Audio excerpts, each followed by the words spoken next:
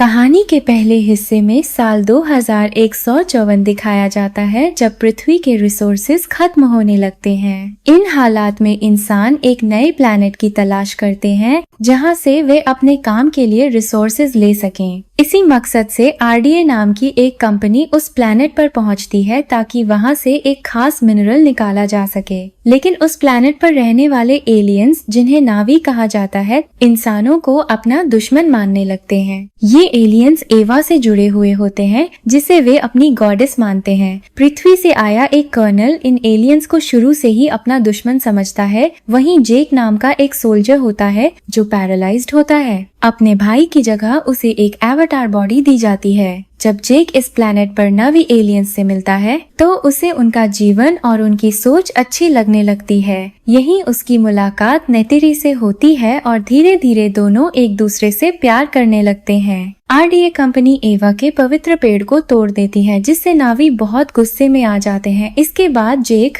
नावी का लीडर बनकर उन्हें इंसानों के खिलाफ लड़ाई के लिए तैयार करता है। सभी नावी मिलकर RDA कंपनी को हरा देते हैं। इस लड़ाई के बाद जेक हमेशा के लिए नावी एलियन के शरीर में चला जाता है। कहानी के दूसरे हिस्से में RDA कंपनी दोबारा उस प्लैनेट पर लौटती है। इस बार उनके साथ वही कर्नल भी होता है, लेकिन अब वो एक एवाटार बॉडी में होता है। वह जेक और उसके परिवार से बदला लेना चाहता है। इंसानों से बचने के लिए जेक और बाकी नवी एक दूसरे कबीले में जाकर छिप जाते हैं। इस बार RDA के लोग एक नया मिनरल ढूंढ लेते हैं और उसे हासिल भी कर लेते हैं। इसके बाद इंसानों और एलियंस के बीच एक बहुत बड़ी लड़ाई होती है जिसमें जेक का बड़ा बेटा मारा जाता है। इससे पहले कि जेक कर्नल को मार पाता, कर्नल का बेटा स्पाइडर उसकी जान बचा लेता है। आखिर में जेक और उसका परिवार उसी कबीले के साथ रहने लगते हैं। मूवी की शुरुआत जेक और नेटेरी से होती है जो अपने बेटे की मौत का गम मना रहे होते हैं। नेटेरी अब इंसानों से नफरत करने लगी थी क्योंकि इंसानों की वजह से ही उसका बेटा मारा गया था। जेक जानता था कि इंसान दोबारा उन पर हमला जरूर करेंगे, इसीलिए पिछली जंग में जो हथियार पानी में रह गए थे वह अपने परिवार के साथ मिलकर उन्हें बाहर निकालता है। वह सभी हथियार कबीले के लीडर के पास ले जाते हैं, लेकिन लीडर को यह बात पसंद नहीं आती। वह कहता है कि हमने बहुत बड़ा नुकसान झेला है और हमारे बहुत से साथी मारे गए हैं।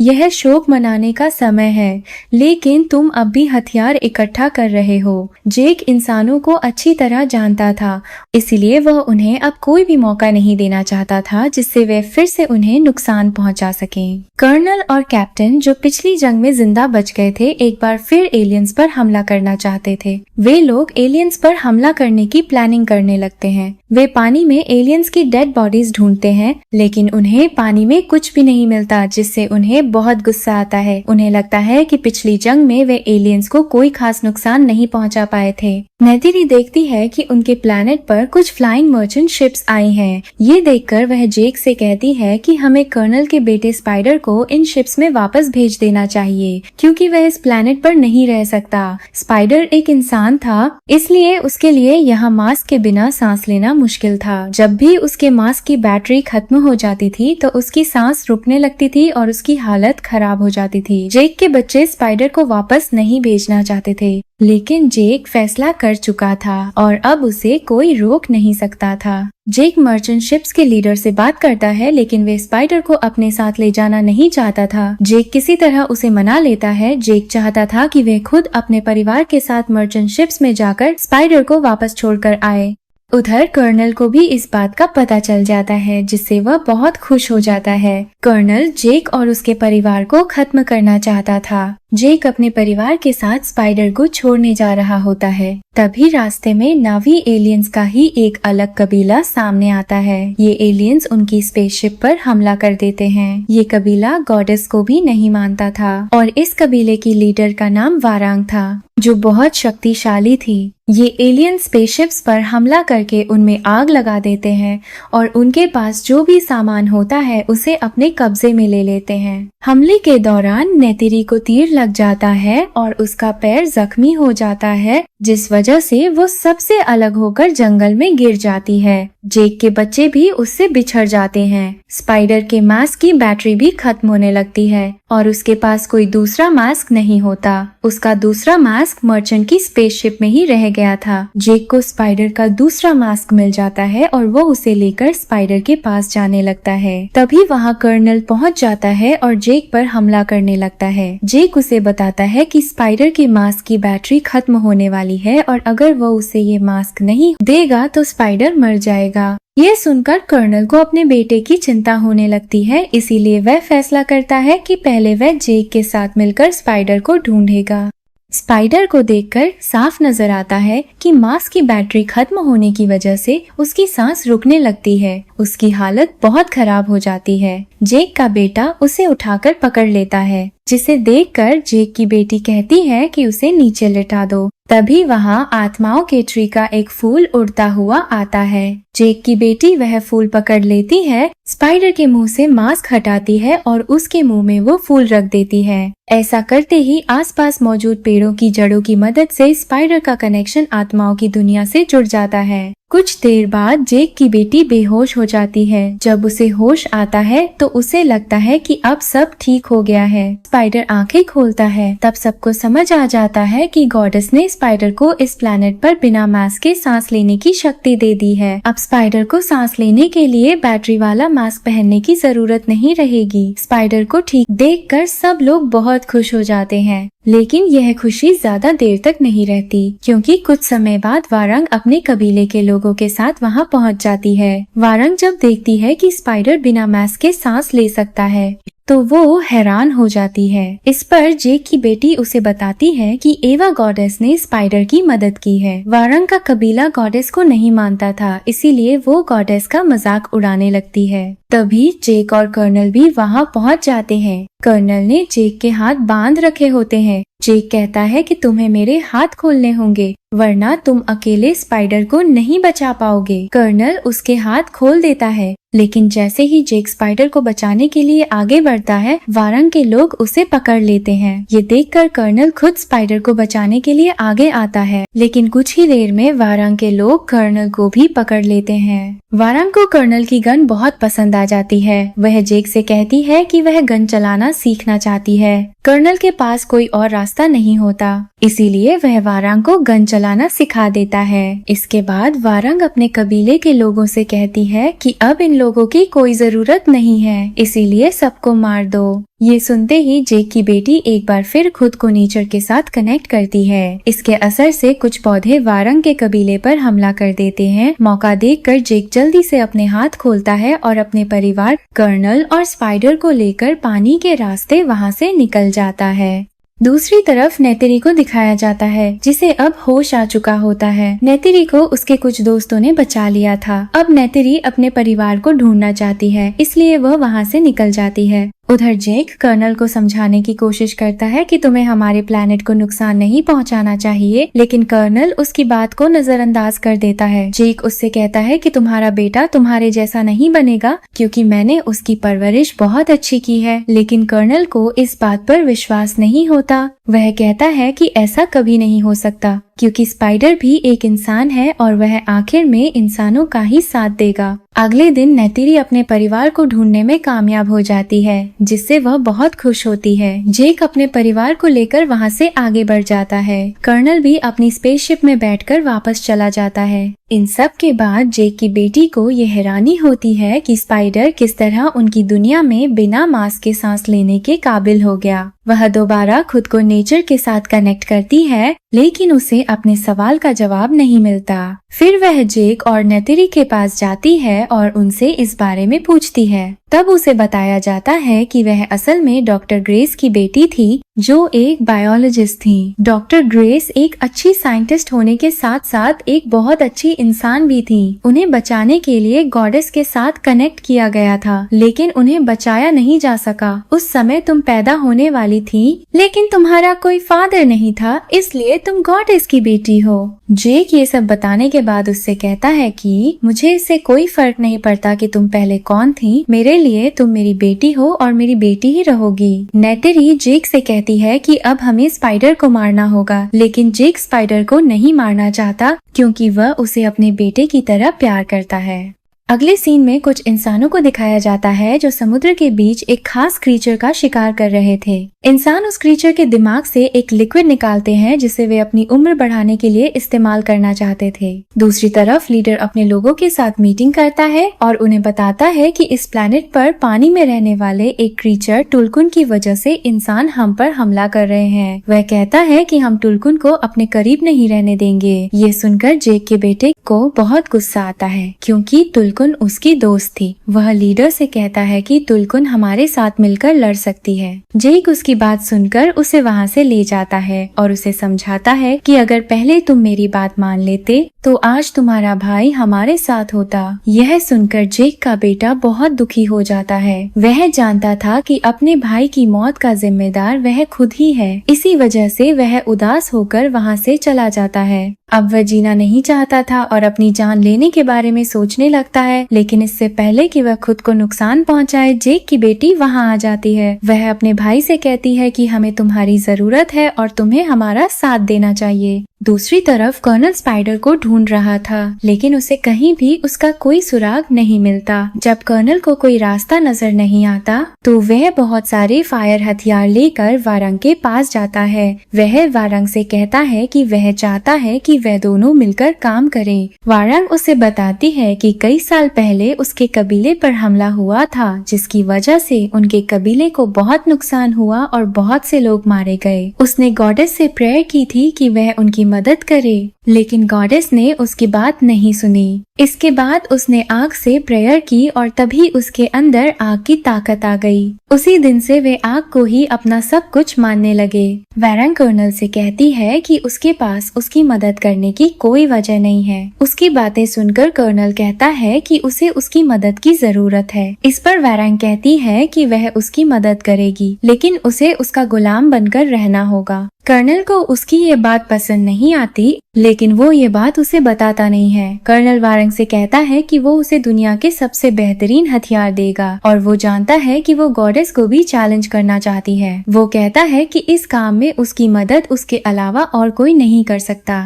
जेक की बेटी स्पाइडर को सिखाती है कि वह खुद को पानी के क्रीचर्स और नेचर के साथ कैसे कनेक्ट कर सकता है। धीरे धीरे जेक की बेटी स्पाइडर को पसंद करने लगती है। दूसरी तरफ जेक का बेटा टुलकुन को ढूंढना चाहता था, जिसे लीडर ने यहाँ से दूर भेज दिया था। जब वह जाने लगता है तो कबीले के लीडर की बेटी भी उसके साथ चली जाती है, क्योंकि वह उसे पसंद करती थी और उसे अकेला नहीं जाने देती। जेक को जब अपने बेटे के जाने का पता चलता है तो उसे उसकी चिंता होने लगती है। वह कहता है कि वो अपने बेटे को ढूंढने जाएगा, लेकिन लीडर उसे रोकता है और कहता है कि तुम्हारा बेटा बहुत बहादुर है और उसे कुछ नहीं होगा। कुछ समय बाद कर्नल वहां हमला करता है और स्पाइडर को पकड़ लेता है। कर्नल पूरे जेक के कबीले पर हमला करना चाहता था। वह जेक से कहता है कि अगर तुम और नेतेरी मेरे साथ चलो तो मैं यहाँ से चला जाऊंगा। जेक उसके जवाब में कहता है कि अगर तुमने हमारे कबीले पर हमला करने की कोशिश की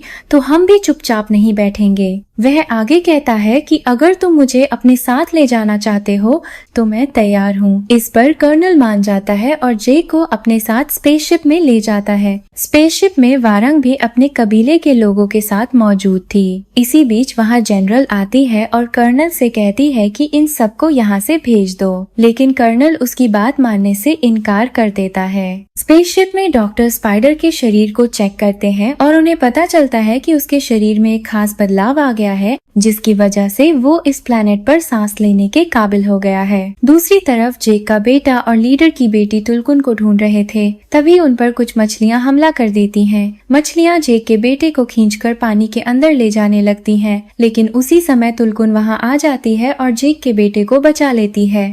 इंसानों को यह जानकारी मिलती है कि जल्द ही वह दिन आने वाला है जब सभी तुलकुन एक ही जगह इकट्ठा होंगे। यह सुनकर वे लोग एक प्लान बनाते हैं कि इन सभी क्रीचर्स को मार दिया जाए, लेकिन बायोलॉजिस्ट इयन उन्हें समझाता है कि ऐसा करना सही नहीं है, इसीलिए वो इस प्लान का विरोध करता है और मना कर देता है। नेतरी अपना भेस बदलकर जेक को बचाने के लिए निकलती है। वह चुपचाप वारंग के पीछे जाती है और उसके गले पर चाकू रख देती है। नेतरी उससे कहती है कि मुझे जेक के पास ले चलो, लेकिन इससे पहले कि वारंग कुछ जवाब दे पाती, वहाँ कर्नल आ जाता है। कर्नल को देखते ही नेतरी वहाँ से भाग जाती है, लेकिन जाते जाते वह स्पेसशिप को तबाह करना नहीं भूलती। इयन नहीं चाहता था कि तुलकुन को खत्म किया जाए, इसलिए वह जेक का साथ देने का फैसला करता है। इसी वजह से वह जेक को आजाद कर देता है। वह जेक को इंसानों के प्लान के बारे में बताता है कि वह तुलकुन को मारने वाले हैं। इयन कहता है कि अगर ऐसा हुआ तो इस प्लैनेट से तुलकुन हमेशा के लिए खत्म हो जाएंगे। इसके बाद जेक वहाँ से भागने लगता है, लेकिन तभी जनरल उस पर हमला करने का ऑर्डर दे देती है। उसी समय स्पाइडर भी वहाँ पहुँच जाता है। स्पाइडर जानता था कि इंसान उस पर हमला नहीं करेंगे, क्योंकि अगर उसे कुछ हो गया तो इंसान यह नहीं जान पाएंगे कि इस प्लैनेट पर जिंदा कैसे रहा जा सकता है। इसी बीच नेतरी भी वहाँ आ जाती है और वे तीनों मिलकर वहाँ से भाग निकलते हैं। ये सब देखकर जेक समझ जाता है कि अगर स्पाइडर को नहीं मारा गया तो इंसान बहुत जल्द उनके कबीले पर कब्जा कर लेंगे। नेतरी जेक को ऐसा करने से मना करती है। इस पर जेक कहता है कि वह खुद स्पाइडर को मारना नहीं चाहता, लेकिन अगर उन्होंने ऐसा नहीं किया तो उनका प्लैनेट खतरे में पड़ जाएगा। इसके बाद जेक स्पाइडर को लेकर जंगल में जाता है। वहाँ वो चाकू निकालकर स्पाइडर के गले पर रख देता है, लेकिन वो उसे मार नहीं पाता। उसने स्पाइडर को उसी तरह प्यार किया था जैसे वो अपने बच्चों से करता था, इसीलिए वह उसकी जान नहीं ले पाता। तभी नेतरी भी वहाँ पहुँच जाती है और वे तीनों एक दूसरे को गले लगा लेते हैं। फिर जेक पहाड़ के सबसे ऊपर जाता है। वहाँ से वो इस प्लैनेट के सबसे खतरनाक पक्षी टोरुक पर सवार होकर नीचे उतरता है। वो अपने कबीले के लोगों से कहता है कि आसपास के सभी कबीले में जाकर सबको बता दो कि टोरुक ने उन्हें बुलाया है, क्योंकि अब हमें इंसानों के साथ दोबारा जंग करनी होगी। सभी कबीले के लोग जब टोरुक का नाम सुनते हैं तो वे जेक का साथ देने के लिए तैयार हो जाते हैं, लेकिन जेक जानता था कि इंसानों का मुकाबला करने के लिए वे अभी भी कम हैं। वे तुलकुन मछली की लीडर के पास जाते हैं और उसे बताते हैं कि इंसान हमारे साथ जंग करना चाहते हैं और उनसे मुकाबला करने के लिए हमें तुम्हारी मदद की जरूरत है। लीडर उन्हें समझाती है कि तुलकुन कभी किसी पर हमला नहीं करती, इसलिए इसके लिए कोई दूसरा रास्ता निकाला जा सकता है। इस पर जेक कहता है कि अगर हमने इंसानों को अभी नहीं रोका तो वे इस जंग को तब तक खत्म नहीं करेंगे जब तक इस प्लैनेट से आखिरी तुलकुन को भी खत्म न कर दें। इसी बीच वहाँ जेक का बेटा और लीडर की बेटी भी आ जाते हैं। उनके साथ एक तुलकुन होती है जिसका शरीर बहुत ज्यादा घायल था। वह तुलकुन उन्हें बताती है कि उसके पूरे परिवार को मार दिया गया है, लेकिन वो किसी तरह अपनी जान बचाकर वहाँ से निकल आई। उस तुलकुन को इतनी जख्मी हालत में देखकर बाकी तुलकुन भी जेक का साथ देने के लिए तैयार हो जाती हैं। अगले दिन कर्नल और जनरल अपनी टीम के साथ तुलकुन का शिकार करने के लिए निकलते हैं, लेकिन इस बार तुलकुन पहले से तैयार होती हैं। जैसे ही इंसान उनके करीब आते हैं, तुलकुन की लीडर उन पर हमला कर देती है। कुछ ही पलों में तुलकुन लीडर इंसानों के शिप को तबाह कर देती है। तभी जेक भी अपने साथियों के साथ वहां पहुंचकर इंसानों पर हमला कर देता है। उसी समय वारंग भी अपने कबीले के साथ वहां आ जाती है और उसके साथी भी फायरिंग शुरू कर देते हैं। वारंग का कबीला बहुत ताकतवर था। जब जेक की बेटी ये सब देखती है तो वह पानी में कूदकर गॉडेस के साथ कनेक्ट हो जाती है। कुछ देर बाद स्पाइडर भी उसके पास आ जाता है और उसका हाथ पकड़कर गॉडेस के साथ कनेक्ट होने की कोशिश करता है। उनके पास जेक की सबसे छोटी बेटी भी आ जाती है। अब वे तीनों मिलकर गॉडेस के साथ कनेक्ट हो जाते हैं ताकि उससे मदद मांग सकें। लेकिन तभी वहाँ एक छोटा सा धमाका होता है जिसकी वजह से उनका गॉडेस के साथ कनेक्शन टूट जाता है।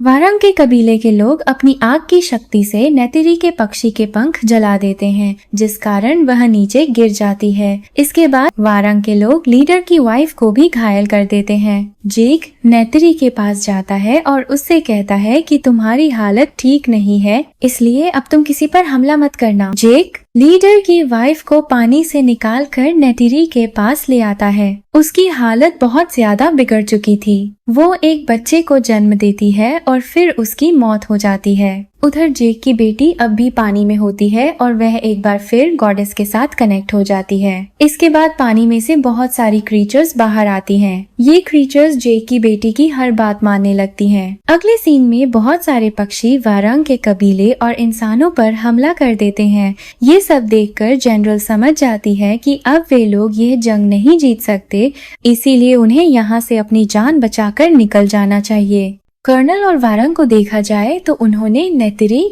जेक की छोटी बेटी और उस बच्चे को पकड़ लिया जिसे लीडर की वाइफ ने कुछ समय पहले जन्म दिया था। कर्नल इंटरकॉम से जेक से बात करता है। वह जेक को धमकाते हुए कहता है कि अगर तुम स्पाइडर को लेकर मेरे पास नहीं आए तो मैं इन सबको खत्म कर दूंगा। स्पाइडर ये बातें सुन लेता है और खुद ही कर्नल के पास चला जाता है। उसी समय जेक भी वहाँ पहुँच जाता है और वारंग के लोगों पर हमला कर देता है। वारंग नेतिरी को मारने लगती है, लेकिन तभी जेक की बेटी वहाँ आ जाती है। वह खुद को वारंग के साथ कनेक्ट कर लेती है और कहती है कि गॉडेस तुमसे ज्यादा ताकतवर है। वारंग समझ जाती है कि उसकी ताकत गॉडेस के सामने कुछ भी नहीं है और अपनी जान बचाकर पतली गली से निकल जाती है। कर्नल स्पाइडर को लेकर वहां से जाने लगता है, लेकिन जेक उनका पीछा करते हुए एक बार फिर स्पाइडर को पकड़ लेता है। जेक स्पाइडर को लेकर उस जगह जाता है जहां मैग्नेटिक फील्ड बहुत ज्यादा है। इस जगह पर आना मतलब मरना है। उनके पीछे कर्नल भी वहां आ जाता है। वह जेक पर हमला करके उसे रास्ते से हटाना चाहता था, लेकिन तभी स्पाइडर तीर से कर्नल के बाजू पर वार कर उसे घायल कर देता है। जेक और कर्नल के बीच लड़ाई होने लगती है। स्पाइडर एक बार फिर तीर और कमान में लगाकर कर्नल पर वार करने वाला होता है, लेकिन इसी बीच वह फिसलकर मैग्नेटिक फील्ड में गिरने लगता है।